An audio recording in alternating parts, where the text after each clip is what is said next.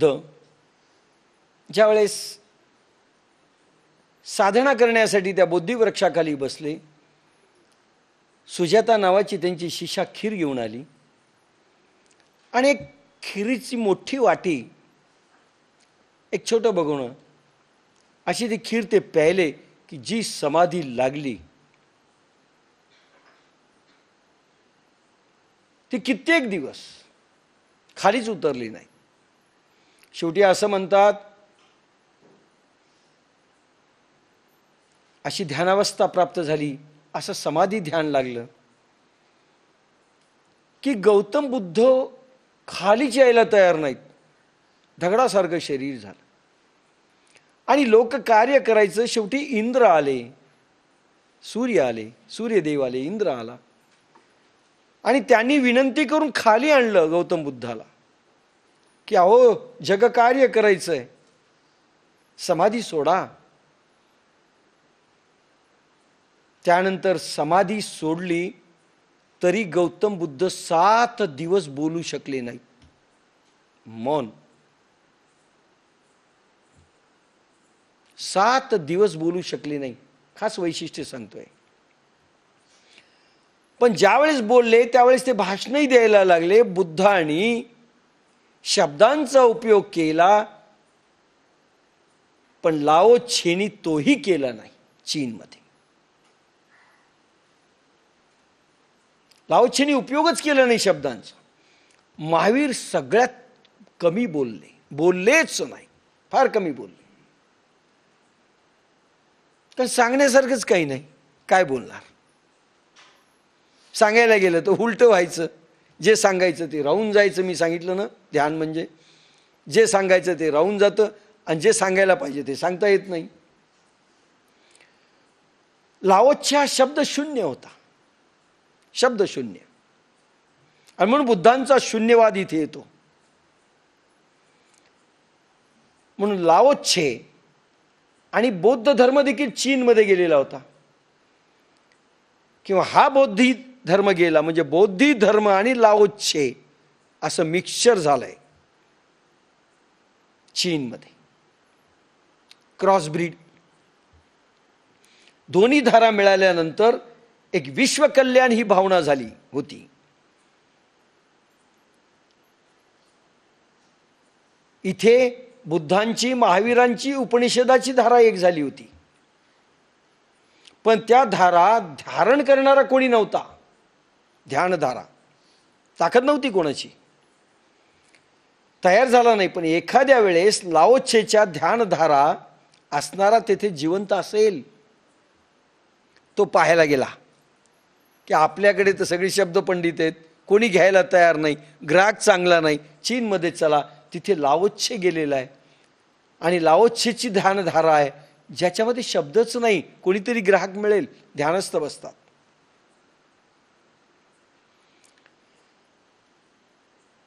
Zen परंपरा अजून वेगळी आहे जपानची. जपानमध्येही बौद्ध धर्म गेलेला आहे, पण झेन परंपरा लाओ त्से प्लस बौद्ध मिळून तयार झाली. लाओ त्से आणि बौद्ध धर्माचं मिक्सचर म्हणजे झेन परंपरा, जपान, याचं मिक्सचर. त्यामुळे क्रॉस ब्रीडिंगमधून मधुरता निर्माण झाली. क्रॉस ब्रीड फार चांगलं असतं. ऐश्वर्या राय, डोळे कोणाचे आलेत माहीत असतील पोरांना, बाकीचे आम्हाला काय माहीत. डोळे क्रॉस ब्रीड फार चांगलं असतं. असं क्रॉस ब्रीड झालं, मधुरता निर्माण झाली. इस्लाम प्लस हिंदू धर्म मिळून सुफी पंथाचा जन्म झाला. सुफी जी संत आपण नेहमी म्हणतो, इस्लाम आणि हिंदू याचं मिक्सचर आहे.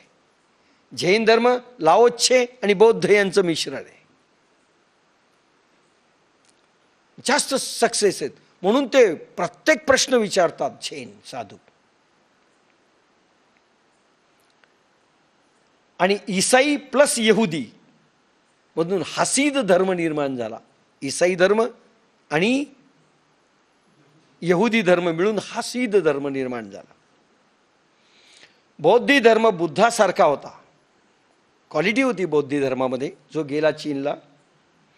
बुद्धानंतर बुद्धांचा चार्ज महाकश्यपनी घेतला, त्यांचा शिष्य. व नंतर अनेक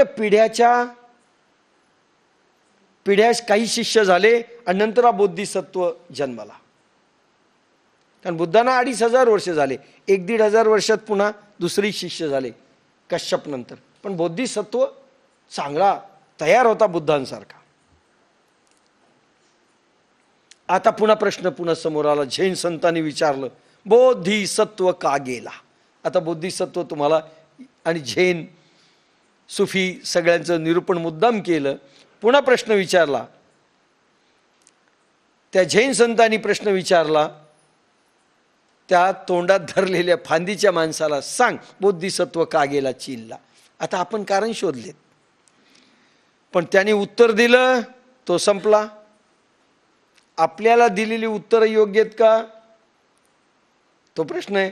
फांदीवरचा माणूस बोलला तर मरेल, न बोलला तर भरकटेल, भटकेल विचारांना. देऊ का नको, देऊ का नको, देऊ तर काय देऊ? तुम्ही पुष्कळ मौन बसलात, पण मधून विचार करतायत, तरी तुम्ही मौन नाही. त्याचा अर्थ असा की ज्याच्याकडे ध्यान संपदा आहे, बरं नाही बोलला चालणार आहे का? उद्या नाही दिलं समजा मी, काय होईल? बाप्पासाहेबांनी मला दिलं नसतं, काय होईल? जैन साधूंचं हेच झालं,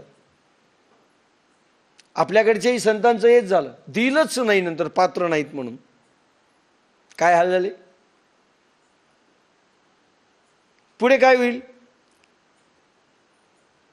नाही जर बोलला म्हणजे ध्यान संपत्ती जर कोणाला नाही दिली तर त्या संपत्तीचा उपयोग संपला.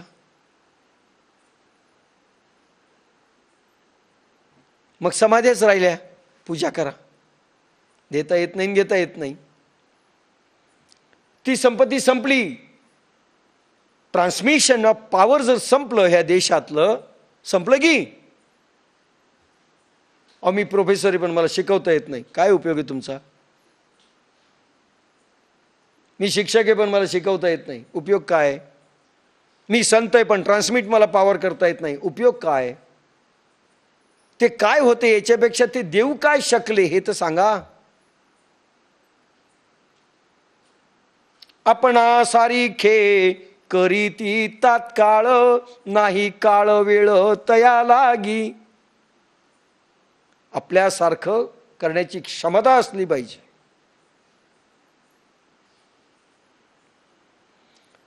पण ध्यान संपलं. आता त्या फांदीवरच्या माणसाने नाही बोलला, काय होईल?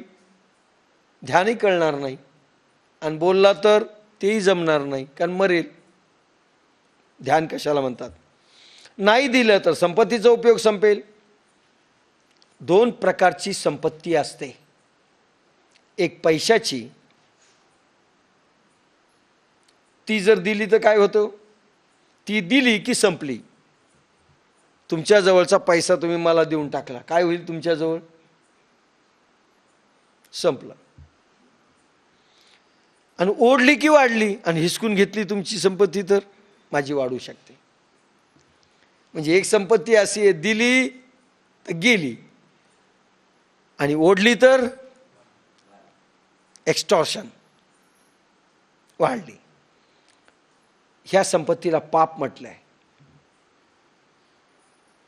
जी दिल्यानंतर संपत असेल आणि ओढून घेतल्यानंतर वाढत असेल, तिला पाप म्हटलंय. सोनं असो की संपत्ती असो. आणि दुसरी एक पुण्याची संपत्ती आहे, पुण्याची, जी तुम्ही रोखली तर मेली, वाटली तितकी वाढते. बाप्पासाहेब सांगितलं होतं, तुम्ही जर हे कार्य केलं तर तुमची संपत्ती वाढेल, असं इंटरलिंक करून टाकलं. आणि नाही दिली कोणाला तर वाढणार नाही. वाटली तितकी वाढते. म्हणून आतील संपत्ती अध्यात्माची वाटली पाहिजे. नाही बोलला तर तो माणूसही संपला.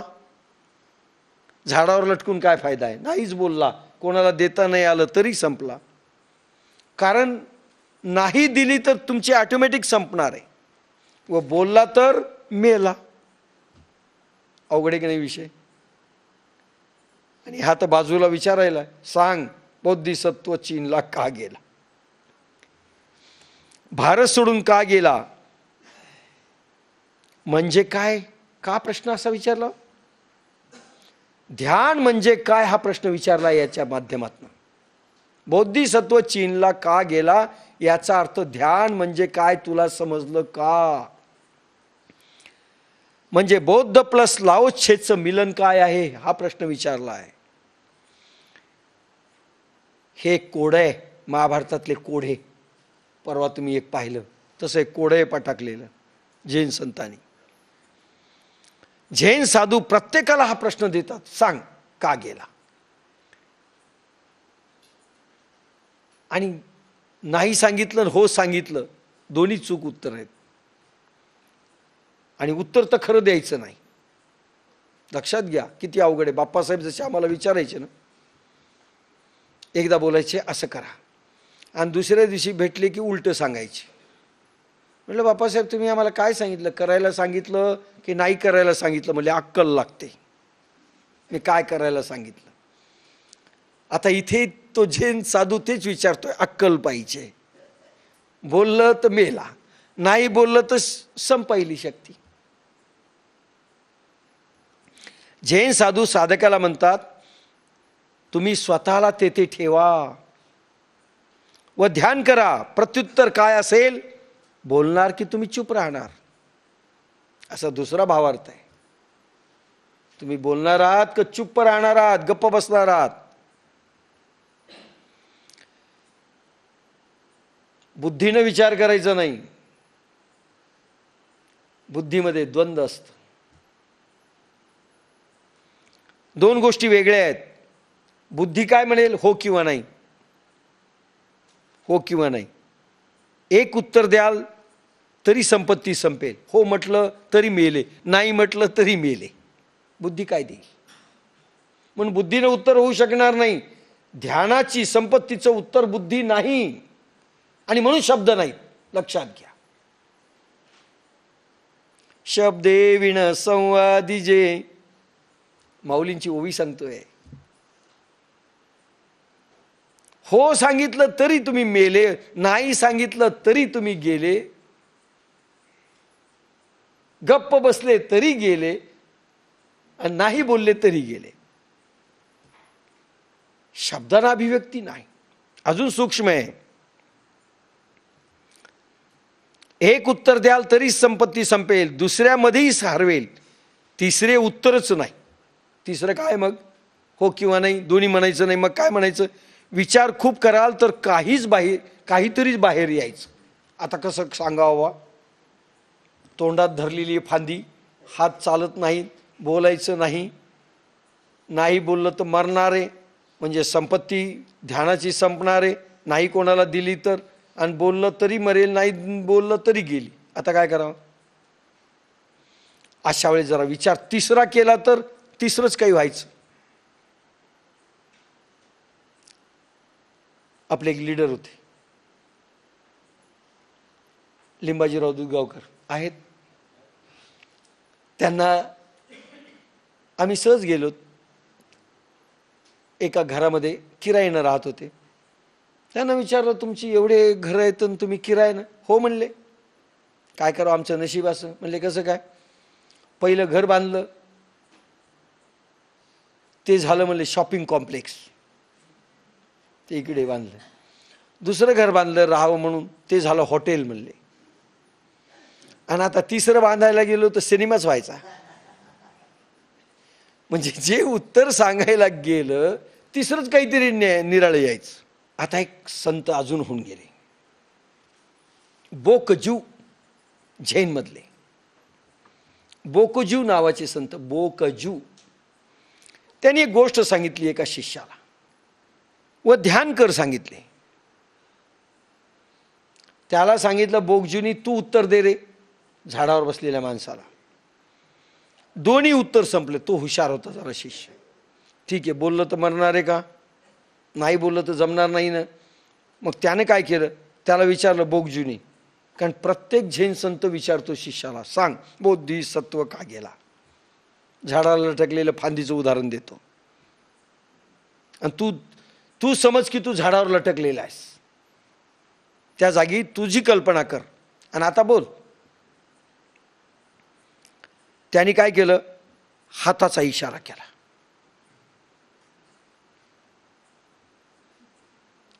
आता हाताच्या इशाऱ्याने उत्तर मिळेल का हो, हा प्रश्न आहे, कारण बोलला नाही. पण त्याने सांगितले उत्तर दे, हाताने का असे ना, ठीक आहे उत्तर दे म्हणले. कोणी सांगितलं, बोकजू या जैन संतांनी. ध्यानासंबंधात काही सांगणे, दुसऱ्याने शब्दात सांगणे, ते अनुभव नसल्याने असमर्थता आहे. अनुभव नसेल आणि ध्यानाच्या बाबतीत त्याला काही जर प्रश्न विचारला तर शब्दातून खरं उत्तर येणार नाही. म्हणजे ध्यान परिपक्व जर त्या शिष्याचं झालं असेल तर तो उत्तर देऊ शकणार होता. हाताच्या इशाऱ्याने शब्दाने उत्तर मिळणार नव्हतं, म्हणून त्याला प्रश्न टाकलाय, तुला उत्तर द्यावं लागेल. तो गप्पच बसला होता.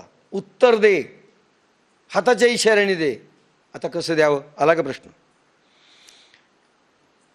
प्रेम शब्दाचा उच्चार केला तर अर्थ ध्वनित होतो. झाडे, नद्या, पर्वत, माणूस आपल्याला कळतो, असा असा आकाराचा माणूस आहे. पण परमात्मा शब्दाचा उच्चार केला तर काही कळतं का. निर्गुण निराकार परमात्मा, काही नाही. अनुभव घेतल्याशिवाय अर्थ कळत नाही. म्हणून बोकजूच्या शिष्याचा हाताने केलेला इशारा शब्दापेक्षा सूक्ष्म नव्हताच. शब्दाचा उच्चार केला नाही, पण हात तर दिसतो ना, असं ऊ काहीतरी. शब्द चालत नाही तर हाताचा जड इशारा कसा चालेल. पुन्हा आली पंचायत. बोकजू म्हणाला पळून जा इथून. त्यानं काहीतरी हाताचा इशारा केला, गेट आउट म्हणला. तुला उत्तर देता आलं नाही. बोलला तरी उत्तर चुकलं, न बोलला तरी चुकलं. हाताचा त्याने बिचाऱ्याने इशारा काहीतरी केला असेल वेडा वाकडा. पळ म्हणले इथून, तुला मी काही देत नाही. शिष्याने अनेक उत्तरे आणली. 2-3 दिवसाला शिष्य यायचा एक उत्तर घेऊन. मग डोळ्यांनी इशारा करायचा, काहीतरी असे अनेक प्रकाराने त्यांनी युक्त्या लढवल्या. डोळ्याने आतून आवाज देऊन तोंड नाही उघडायचं. पण त्याला पटलंच नाही. त्या बोगजू म्हणाला पळ इथून, तुला उत्तर आलेलं नाही. आता काय करावं, कारण ध्यानाला इशारा करून सांगता येत नाही ना. ध्यान कसं लागलं, कसं सांगावं, आता तुम्हीच मला करून दाखवा. बोलायचं नाही, इशारा करायचा नाही, डोळ्यांनी कसं काय कशा खुणा कराव्यात, शब्दांनी अभिव्यक्त होत नाही. शेवटी अनेक दिवस गेले, शिष्य आलाच नाही. थकला बिचारा, काही सांगा नाहीच म्हणतो. शिष्य निघून गेला, आलाच नाही. बोकजू शोधायला गेला, 2-3 दिवसांनी येणारा, आलाच नाही.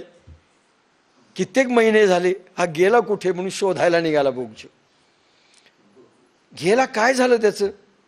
तो शिष्य एका झाडाखाली मौन बसला होता. बोगजूने त्याला हलवलं, बस दगडासारखा. त्याने एका झाडाखाली तो शिष्य मौन बसला आहे पाहिलं, त्याला हलवलं. शिष्याने डोळे उघडले, पण डोळे शून्य होते, त्याचं काय दिसत नाही. गुरु आलेले दिसत नाहीत. आतमध्ये विचार नव्हते. शब्दे विण संवादिजे. आतमध्ये विचार नव्हते, कारण आतमध्ये मौन असाल आणि तुम्ही विचार करत असाल, आता तुम्ही मौन आहेत आणि काही विचार करतायत, ध्यान नाही. अभ्यास का होत नाही विद्यार्थ्यांचा. आतमध्ये अनेक विचार उठत राहतात, कसं अवग्रहण कराल. आतमध्ये विचार नव्हते, मन निर्विकार होते, बस. तो असा बसला होता जसे काही झालेच नाही. गुरु आला, हा मोठा प्रसंग, पण त्याला काहीच कळत नाही, काही झालेच नाही. बोगजू आले, ही देखील घटना घडली नाही असा भाव होता त्याचा. त्याच्या डोळ्यात थोडाही फरक जाणवला नाही. फरक असंही केलं नाही त्यांनी. गुरु समोर उभा होता, त्याने लक्ष त्याने लावून नमस्कार देखील केला नाही, काहीच नाही. विचार नाही, भावना नाही, लहर नाही, विकार नाही, शब्द नाही, काही नाही. दृष्टी पाहतोय, काही नाही. लावून नमस्कार देखील केला नाही. त्याच्या मनात प्रश्न आता उठला नाही की पुन्हा प्रश्न विचारेल. त्याला वाटलं पुन्हा विचारेल आपल्याला, असाही भाव उठला नाही, प्रश्नही उठला नाही की बौद्ध धर्म सांग का गेला, हा प्रश्न पुन्हा विचारेल. विचारला नाही, म्हणजे भावच उत्पन्न झाला नाही. त्या वृक्षाला लटकलेल्या माणसाचे काय झाले हाही भाव नाही झाला उत्पन्न. याचं काय झालं, त्या बोधिवृक्षाचं, त्या बोधिसत्वाचं, आणि त्या झाडाला लटकलेल्या माणसाचं काय झालं, तोही भाव उत्पन्न झाला नाही. गुरुनी प्रश्न विचारला, हाही प्रश्न विसरला. त्याने काय उत्तरे दिली, न प्रश्न उठला न उत्तर दिल्या गेले. गुरुच्या उपस्थितीने फरकच पडला नाही. प्रश्न नाही, उत्तर नाही, शब्द नाही, भाव नाही, काही नाही. शब्दे विण संवदिजे इंद्रिया नेणता भोगिजे. काय माऊलींची शब्दरचना. बोकजूने लवून शिष्याच्या पायाला स्पर्श केला, बाबा रे प्रश्न संपला, उत्तर मिळालं. शिष्यांच्या पाया पडले बोकजू. मला जे पाहिजे ते उत्तर आलं, प्रश्नही नाही. देहना देऊळ नाही ते राऊळ, काळ आणि अकाळ नाही येथे, भाव नाही भक्ती, मोक्ष नाही मुक्ती. ही अवस्था काहीच नाही. जोपर्यंत बुद्धी उत्तर देईल तोपर्यंत खरे उत्तर मिळणार नाही. बुद्धीने तुम्ही उत्तर देण्याचा प्रयत्न केले तर शब्द आले, आणि शब्द आले की खरे उत्तर नाहीत, अनुभव नाही ना. आणि अनुभव येईल, उत्तर संपले, शब्द संपले, बुद्धी संपली. आणि तुम्ही उत्तर देणार असाल तर तुम्हाला अजून अनुभव आलेला नाही. शब्दे विण संवादिजे. पहा माऊली, लक्षात घ्या किती गहन ओवी आहे. सोपं नाही ज्ञानेश्वरींच्या भाष्यकारांना देखील ही ओवीवर निरूपण करणं. जेव्हा बुद्धी मौन होते तेव्हाच उत्तर मिळते, तेव्हाच उत्तर मिळते. उत्तर तुमच्यामध्ये लपले आहे, बुद्धीच्या कसरतीमध्ये नाही. बुद्धींची कसरत करून तुम्ही उत्तर शोधाल आणि शब्दांनी द्याल, संपले तुम्ही. उत्तर खोटं आहे, कारण बुद्धी द्वंद्वात आहे. निर्द्वंद्वात उत्तर आहे. निर्द्वंद्व स्थिती, अभेद स्थिती, अद्वैत स्थिती.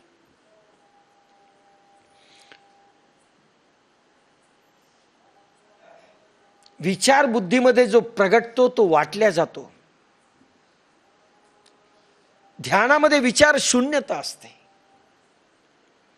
विचार आणि शब्दामध्ये, मंत्र जप जरी तुम्ही केला तरी शब्द आले, लहरी आल्या, विचार आला, भाव आला. ध्यान नाही, ध्यानाच्या अलीकडील स्टेज आहे मंत्र. माझे ज्यावेळेस गेले, मला शेखरनी सांगितलं, खरं अखंड ध्यान लागेल, ज्ञानेश्वरी तुम्हाला सांगता येईल का? गायत्री मंत्र आता तुम्हाला आठवत नाही, कधी तोंड बंद होऊ शकेल? ज्या दिवशी अखंड ध्यान लागेल, शब्द संपतील, ज्ञानेश्वरी सांगता येईल का? शेखरांनी अनिताकडे गेल्या होत्या. आपले बॉस चंद्रशेखर गाडगीळ पुणे,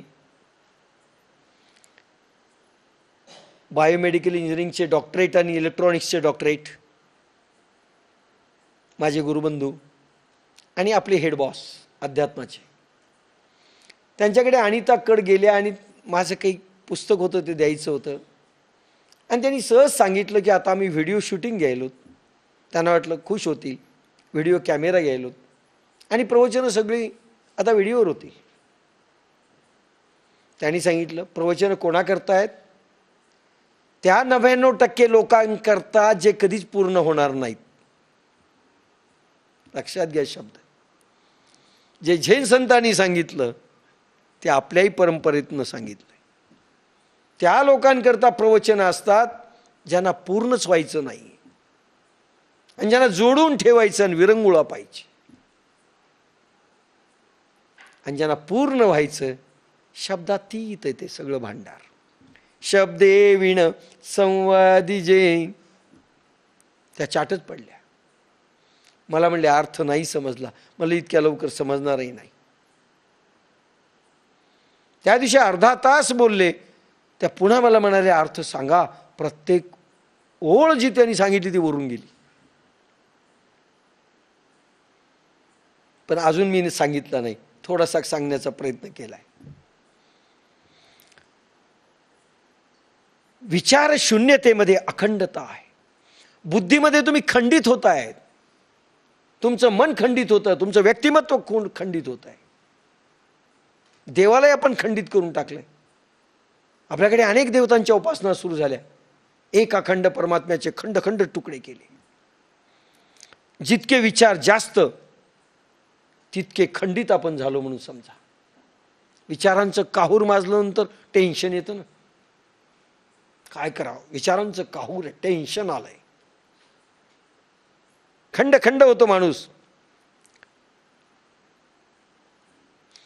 प्रश्न जो टाकला होता बोधिसत्व चीनला का गेला आणि लटकलेल्या माणसामध्ये तुम्ही स्वतःचं व्यक्तिमत्व पहा आणि उत्तर द्या, हे दोन होते. प्रश्न नकोच होते, उत्तरही नको होतं. प्रश्न दिला उत्तरासाठी नाही, उत्तरामधून थकवायचं होतं. लक्षात घ्या माझा प्रश्न. बुद्धीला तुमच्या थकवायचं होतं, शिष्याच्या थकवण्यासाठी होतं. ध्यानामध्ये बुद्धी थकली पाहिजे अगोदर आणि मग ध्यान लागत असतं. म्हणून मार्गांचे चयन झाले. आता एक एक मार्ग घ्या. घ्या नामगजर, भजन. जोर जोरात भजन म्हणतात माणसं. का? नाचून म्हणतात. बरोबर आहे. मीरा नाचली. पग घुंगरू बांध मीरा नाचे रे. मीरा नृत्य करून गेली. नृत्य याच्यासाठी हे शरीर थकलं पाहिजे. गाणं याच्यासाठी बुद्धी थकली पाहिजे, मनही थकलं पाहिजे. मन, बुद्धी आणि शरीर थकवण्याचे प्रयोग ते आलंबन आहे. विचारांचं काहूर माजतंय का? म्हणा भजन, म्हणा गायत्री जप. थकू दे एकदा मन. ते मन पळतं, लगेच झोप लागते आपल्याला. गायत्रीचं जप करताना पुन्हा आपण पुन्हा सुरू होतं, पुन्हा थकतं. नको वाटतं, बुद्धीला थकणं नको वाटतं. मग गायत्री जपाला लोक बोर होतात. आता 4 माणसं बसल्यावर ओढावी लागते माळ. एकटं बसल्यानंतर पाहावं किती ओढतो. कारण उठता येत नाही ना. जसं साधनेला येऊनच बसले आपल्या घरात असे बसतात, डोळे उडून का असे ना. बळजबरी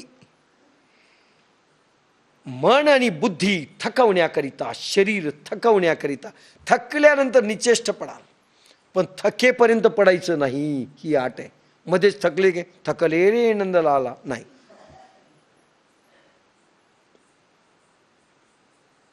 नाच नाचुनी अतिमी दमले थकले रे नंदलाला. गोपिकांनी ज्यावेळेस नृत्य केलं असेल रास क्रीडेमध्ये, थकले असतील ना रात्रभर, नंतर काय झालं असेल, कधी समाधी लागली कळलं नसेल. थकल्या म्हणून थकवण्यासाठी आहे. पण काही लोक थकतच नाही, पितात. म्हणजे चहा देखील न थकता पुढं म्हणण्याचा प्रयत्न करतात. अरे थकले की पडून राहा, पडून राहा, पुढच्या अवस्थेत जातच नाही. गायत्रीची माळ सुटली की पडून राहा, बस अचिव्हमेंट आलेली आहे. पण माणसं उठ उठ पुन्हा माळ.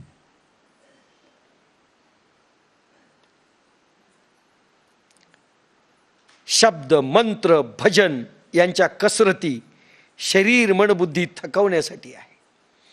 आणि मंत्रांची मन स्ट्रॉंग होण्यासाठी देखील आहे, मनाचं चित्त होण्यासाठी आहे. आणि मनामध्ये आध्यात्मिक शक्ती स्ट्रॉंग होण्यासाठी, मन स्ट्रॉंग होण्यासाठी पण आहे त्याचा उपयोग. पण थकल्यानंतर जी ध्यान आहे, ध्यान पद्धतीमध्ये मंत्र गेले, मंत्र संपले, शब्द संपले. पण हा देश विसरलाय आजही, आजही विसरला. शब्द, मंत्र, भजन यांच्या कसरती शरीर मन बुद्धी थकवण्यासाठी आहे. ज्या भजनात थकाल नंतर पडाल, नंतर पडलं पाहिजे, बेधुंद अवस्थेत पडलं पाहिजे. जर विचार शून्यता आली की ध्यान झाले. चिरे चोळी या त्या धुता विसरती. गोपिका धुणे धुण्या करता यमुना तीरी गेल्यानंतर वस्त्रे धुताना फाटली तरी ध्यान राहिलं नाही. फाटत होते ने धुत होते. वस्त्राकडे ध्यान कुठे? ऊर्ध्व लक्ष लागले कृष्णपंथी. भगवान कृष्ण सारखा दिसतोय. ब्लाऊज धुताना फाटले तरी भान नाहीये, भान नसणं. कोणा नाठवे हा कोण कुळ याती. आपण कुठल्या जातीचे आहोत, कुठल्या धर्माचे आहोत, सून आहोत की सासू आहोत, विसरल्या. सुनेला शोभतं का? कोणा नाठवे हा कोण कुळ याती. झाल्या तटस्थ सकळा नेत्रपाती हो. बस समाधी लागली, शब्द संपले, बेधुंद अवस्था. यमुनेच्या तीरावर ते हे होतं बासुरीच्या निनादाने, आठवणीनं. जर विचार शून्यता आली की ध्यान झाले. विचार निर्मिती बंद झाली पाहिजे. विचारांची निर्मिती, मौन जरी तुम्ही धारण केलं तर बंद झाली पाहिजे. लक्षात घ्या, शून्य व्हावे लागेल, शून्य. एक सुफी संत कबीरांकडे आले.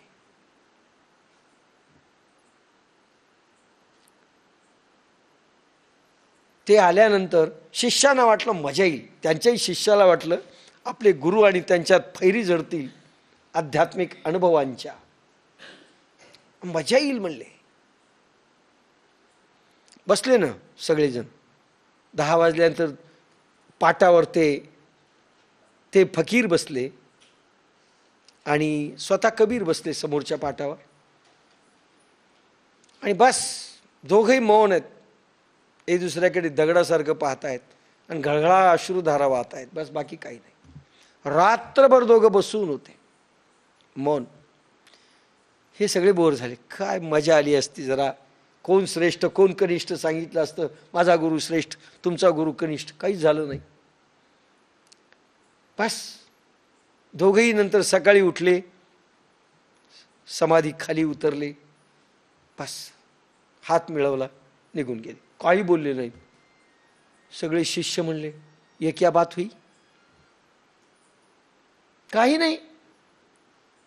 एक दुसऱ्याचा परिचय देखील घेतला नाही. त्या दोघांनी सांगितलं, त्यांची भाषा मला कळाली, माझी भाषा त्यांना कळाली, बस मौन. शब्दांची विचारांची लहर देखील उठू नये, शून्य व्हावं लागेल. आणि दोघांनी दाखवलं की शून्यपणाचा अनुभव आम्हाला आलेला आहे. शब्दे विण संवादिजे, शून्य व्हावं लागेल. त्या शून्य होण्यामध्ये उत्तर आहे. बौद्धी धर्म चीनला का गेला त्याच्यात उत्तर आहे. शून्य व्हावं लागेल. ध्यान हे उत्तर आहे. का गेला? ध्यानासाठी गेला. ध्यानी लोक शोधण्यासाठी गेला. ध्यान हे उत्तर आहे. आणि अनुभव हे उत्तर आहे. शब्दांनी नाही द्यायचं आहे. शब्दांनी पुन्हा रॉंग कन्सेप्ट येतील. ध्यान हेच त्याला उत्तर आहे. ध्यान, ध्यानाला उत्तर ध्यान. लटकलेल्या माणसाने काय करावे त्याचं उत्तर आहे, त्याने ध्यानात राहावं. फारच शब्दांनी द्यायचं असेल तर बोलू नये. बोलू नये किंवा बोलू नये, पण तिसरी स्थिती आहे शांत राहावे. लहर देखील उठू नये. उत्तर देण्याची लहर नको, प्रश्नही संपून जावा. ध्यान हे उत्तर आहे. कारण बोलता जर बोललं तर त्यावेळेस ॲक्शन होते. कर्माची ॲक्शन होते, कृती होते. तेही नको आहे. मनात विचार आलेले असतात ते रोकावे लागतात. बरं नाही बोललं तर मनात विचार येतात, बोललं पाहिजे पण मरेल ना मी. विचार आला की नाही तेही बोलणंच झालं. जरी मौन असाल पण विचाराची लहर उठली तेही बोलणं झालं. आता ध्यान कसं यावं? ते विचार रोकावे लागतील, त्याला प्रयत्न करावा लागेल.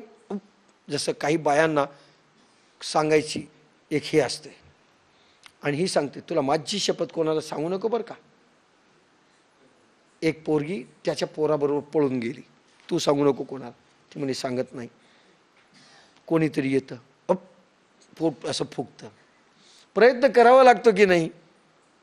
शेवटी नाहीच राहत. तू पण कोणाला सांगू नको बस. रोखण्यासाठी देखील प्रयत्न करावे लागतात. आणि प्रयत्न म्हणजे कर्म, प्रयत्न म्हणजे ॲक्शन. बोलण्यासाठी प्रयत्न, न बोलण्यासाठी देखील प्रयत्न करावे लागतात. ग बसायला.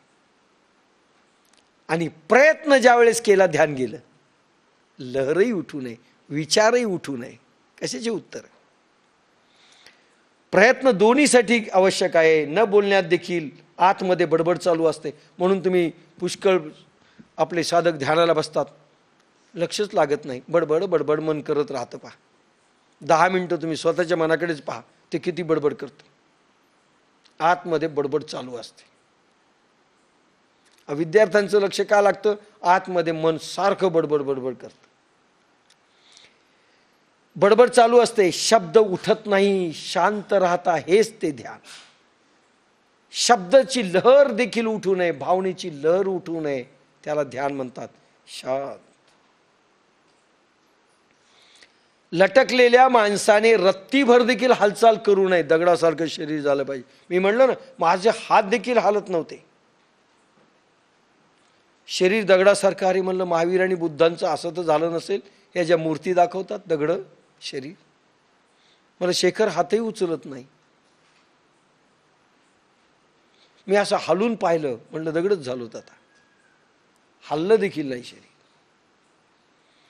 हालचाल नसावी. उत्तर उठूच नये मनामध्ये. विचारलं, समोर विचारतोय, उत्तरच उठू नये. आणि तो पुढेही तो दिसू नये. ज्याच्यामध्ये उत्तर उठू नये, विचार उठू नये, भावना उठू नये, लहर उठू नये, रोखू नये आणि सांगू नये. सांगा ध्यान म्हणजे काय आहे? उत्तर तुमच्याकडे. शब्दे विण, म्हणून माऊली देखील तेवढंच म्हणतात. शब्दे विण संवादिजे, इंद्रिया नेणता भोगीजे. इंद्रियाला कळू देखील देऊ नका. 5 ज्ञानेंद्रिय, 5 कर्मेंद्रियाला कळू देऊ नका. शब्द, स्पर्श, रूप, रस, गंध याच्या माध्यमातून देखील इंडिकेशन देऊ नका. शब्दाने सांगू नका. रूप डोळ्याने दाखवू नका. गेलं. लहर उठली तरी तुमचं ध्यान गेलं. कर्मेंद्रियातले शब्द, रूप, रस, गंध, हाताने गंध लावू परमात्मा नाही गेलं, काही नाही. रोकायचंही नाही उत्तर, द्यायचंही उत्तर नाही, सांगायचंही नाही, शब्द नाही, रूपात नाही, रंगात नाही, समोर गुरु देखील दिसू नये, रूप नाही, रंग नाही, स्पर्श नाही, काहीही नाही. हे उत्तर आहे ध्यान. शब्दे विण संवादिजे. असं वाटतं किती बोलू, पण आता संपवायचं. बोलणे व न बोलणे दोन्ही होणार नाही. उत्तर शोधूही नये, फक्त ध्यानस्थ बसेल, काही नाही उत्तर. शब्द वरवरचे असतात, वरवर शब्द आहेत, इथून ध्यानाच्या खोलीपर्यंत ते जात नाहीत. कसे शब्द सांगतील? म्हणून पहा, वेदांमध्ये आलंय नेती नेती नेती. बस शेवटी मौन झाला वेद असं म्हटलंय. मौन सांगायला गेला, सांगता आलं नाही परमेश्वर कसा आहे, मौन झाला, संपलं. ध्यान अध्यात्म मग सांगण्यासारखं आहे का? प्रवचन करण्यासारखं आहे का? प्रवचनात ज्ञानेश्वरी आहे का? अनुभवात आहे. ध्यानाच्या खोलीपर्यंत नसतात, मग ती कशी समजेल?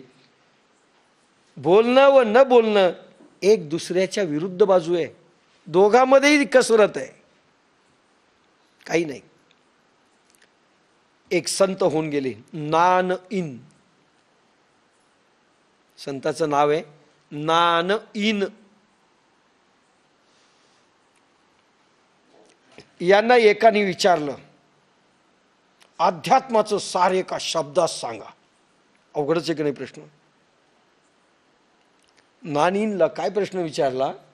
अध्यात्माचं सार एका शब्दात सांगा. त्याला वेळ नव्हता,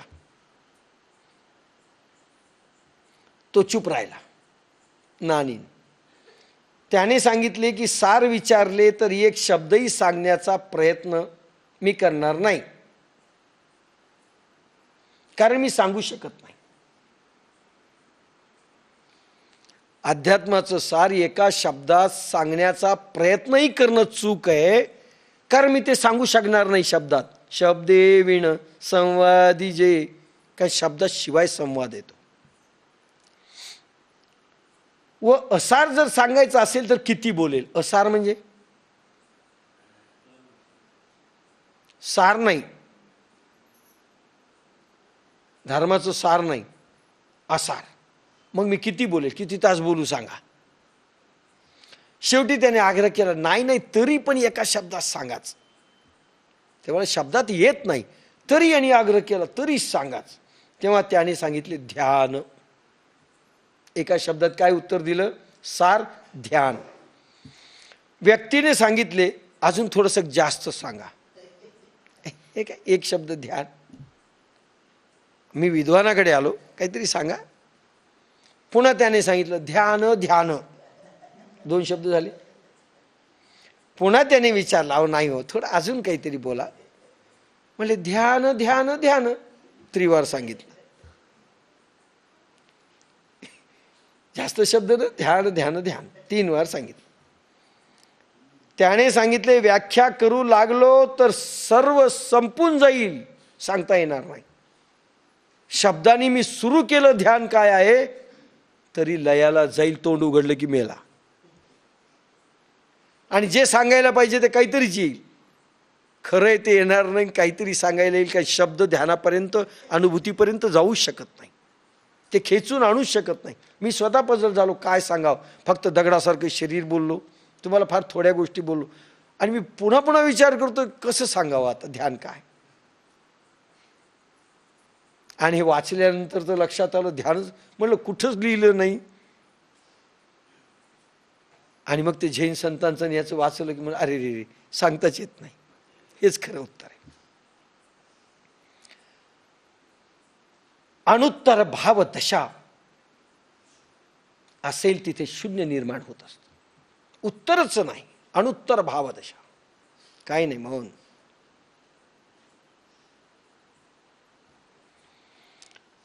येथे मन नाही.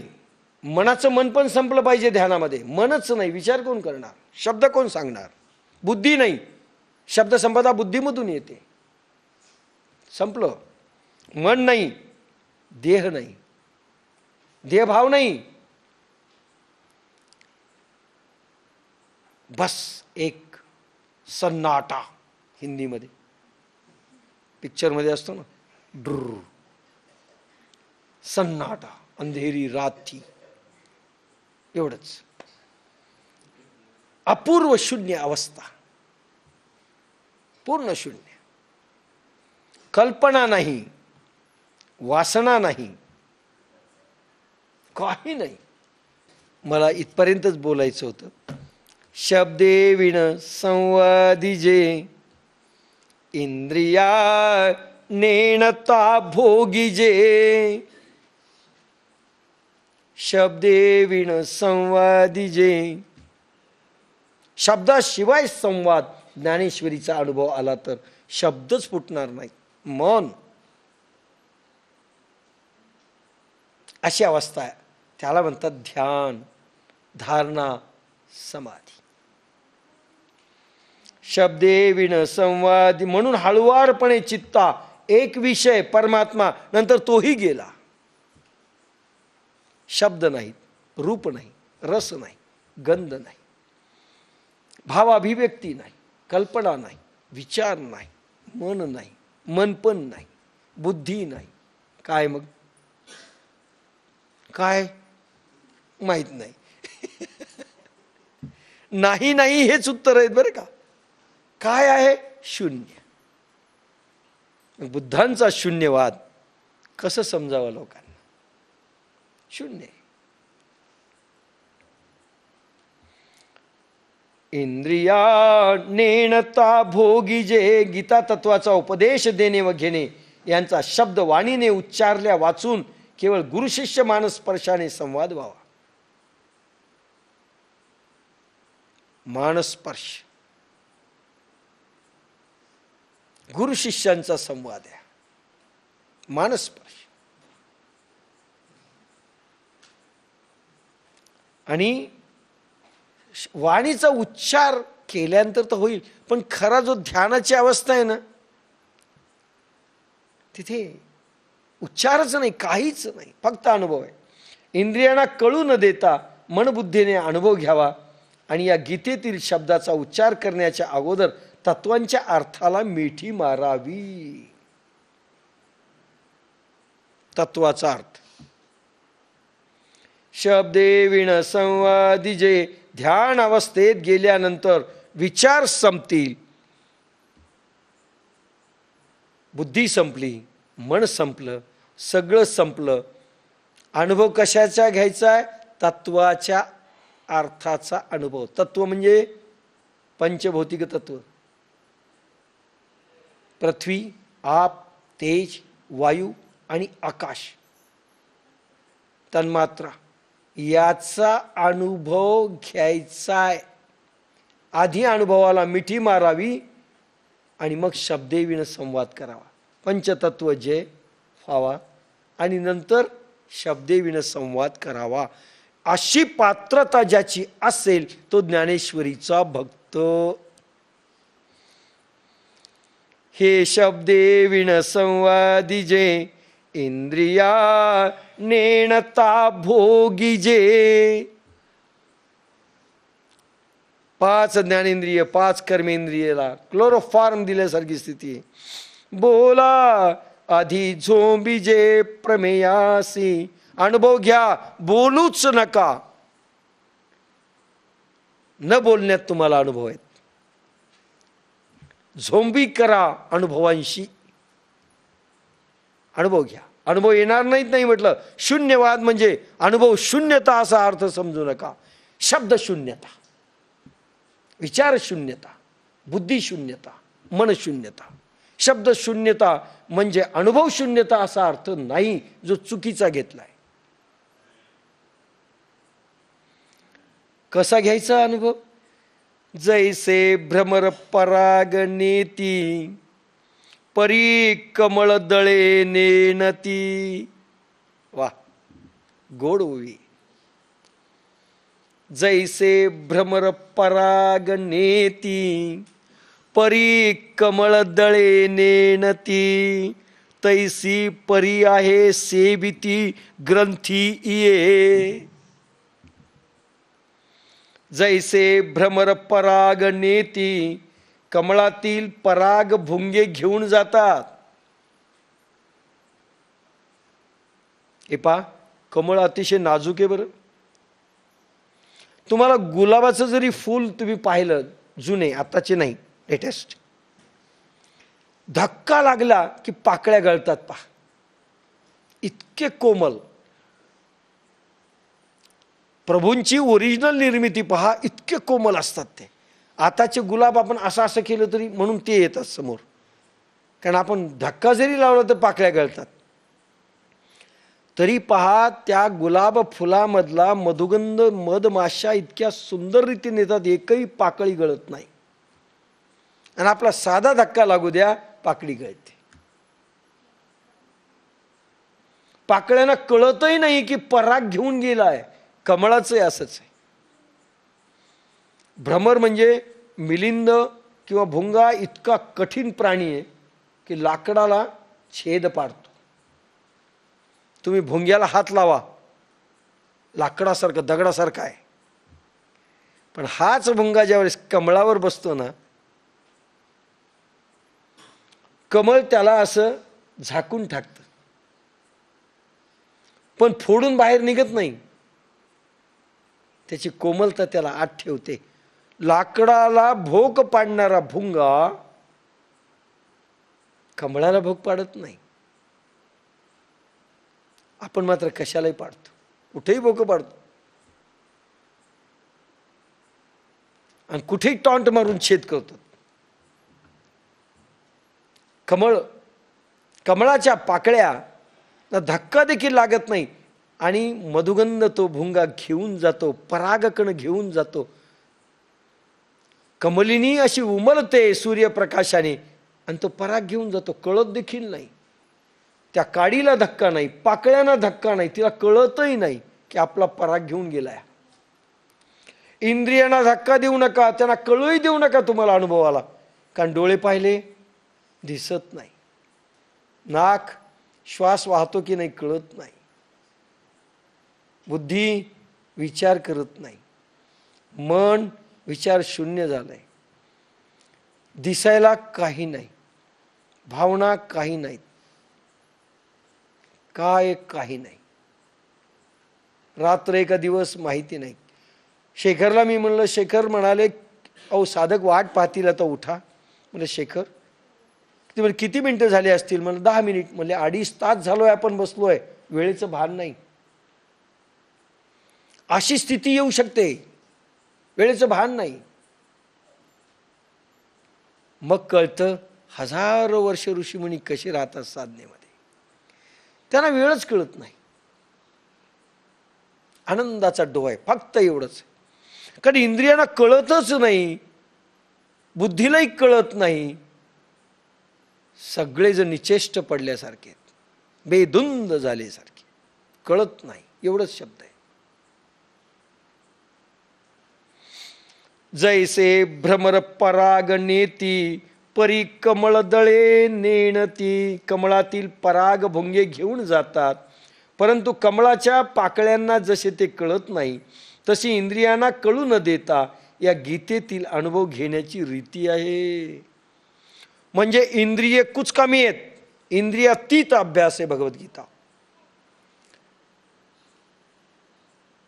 भजन इंद्रियामधील आहे, त्याला हात, टाळ, मृदंग, काय काय साहित्य लागतं, जीभ लागते, मन लागतं, बुद्धी लागते, शब्द लागतात. मंत्राचं उच्चारण त्याला इंद्रिय लागतात. पोथ्या पुराणांचं त्याला इंद्रिय लागतात. कथा कीर्तन त्याला इंद्रिय लागतात. अरे देवळात जाऊन त्या मूर्तीची पूजा त्याला इंद्रिय लागतात. ज्ञानेश्वरी नाही, अशी पूजा ज्ञानेश्वरीत नाही. इथे इंद्रियालाच कळू द्यायचं नाही. 5 ज्ञानेंद्रिय कोणकोणते? 2 हात, कान, नाकपुड्या, गूद, वरचा भाग 2 डोळे. काही काही कोणाला माहित. आणि मन शेवटचं. हे 10 इंद्रिय, 5 इंद्रिय कर्मेंद्रिय, 5 ज्ञानेंद्रियाला कळू न देता भजन करायचंय. ते भजन म्हणजे ज्ञानेश्वरी आणि भगवद्गीता, जे सर्व संतांनी केलं ते भजन. इंद्रियांचं भजन नाही, इंद्रियातीत भजन आहे. इंद्रियाला कळूही देऊ नका, कळूही देऊ नका. जैसे भ्रमर पराग नेती, परी कमळ दळे नेणती, तैसी परी आहे सेविती ग्रंथी इये. ह्या ग्रंथाचा अधिकारी कोण अनुभव घेण्याचा? त्याचे उत्तर आहेत, त्याचे उत्तर आहेत. का आपुला ठायन सांडिता, आलिंगी जे चंद्र प्रगटता, का हा अनुराग भोगिता कुमुदिनी जाणे. काय माऊली आहे, काय माऊलींची शब्दरचना आहे. आपल्याकडे एकच शब्द कुमुदिनी. पोरीचं नाव आपण आठवत नाही, काय नाव? कुमुदिनी. माऊलींची 5 शब्द संपदा काय? का आपुला ठायन सांडिता, चंद्र उगवताच चंद्र विकासी कमलिनी प्रफुल्लित होते. उदाहरणं दिलेत कसा अनुभव घ्यायचा. चंद्र कुठे? वर वर.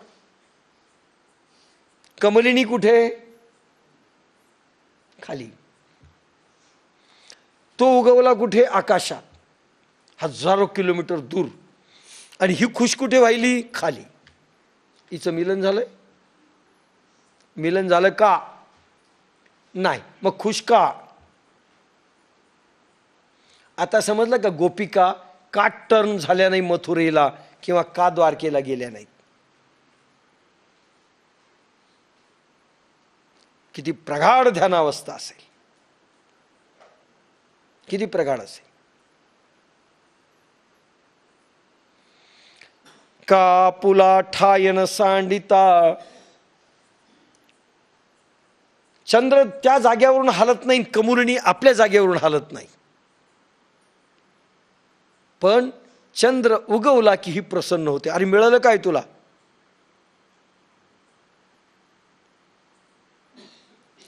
चंद्र उगवता चंद्र विकासी कमलिनी प्रफुल्लित होते व आपले ठिकाण न सोडता त्याला आलिंगन देते. आपलं सूर्यफूल आता आपल्याला समजत नाही ना, चंद्र कमलिनी शोधत नाही, तलाव सगळे हे झाले, कमळ दिसत नाही, कमलिनी दिसत नाही. मग चंद्र उगवला तर आपल्याला कळत नाही. सूर्य समजतं का? सूर्यफूल पाहिलंय आपल्याला, एकच माहिती एप्रिल फुल. पण शेतात गेले तर एक सूर्यफूल आहे. त्या सूर्यफुलाकडे सूर्य जसा जसा जातो ना अस्ताला, पूर्वेकडून पश्चिमेकडे, तसं तसं ते तोंड फिरवतं पहा. त्याला आलिंगन देतं, असं वाकलेलं असतं. तशी कमलिनी चंद्र उगवला की त्याला आलिंगन देऊन प्रसन्न होते. आता हे कुठं ते कुठे, असं करायचंय. चंद्र उगवता चंद्र विकासी कमलिनी प्रफुल्लित होते व आपले ठिकाण न सोडता त्याला आलिंगन देते. हे प्रेम सुख कसे भोगावे हे जशी ती कमलिनी जाणू शकते. प्रेमाची उपमा देऊन टाकली. दोघांचं मिलन होत नाही, पण त्याला पाहिलं की ही प्रसन्न होते, आलिंगन देते आणि प्रेम प्रदर्शित करते. आपलं प्रेम जवळ असलं तरी नाही, लांब गेलं तर नाहीच नाही, असं भोगायचं. परमात्मा इतका दूर आहे, जीवात्मा इतका आपल्या जवळ आहे. तो दूर आहे, हा जवळ आहे. पण जसं आलिंगन देते ना जीव ब्रह्माला, असं आलिंगन द्यायचं.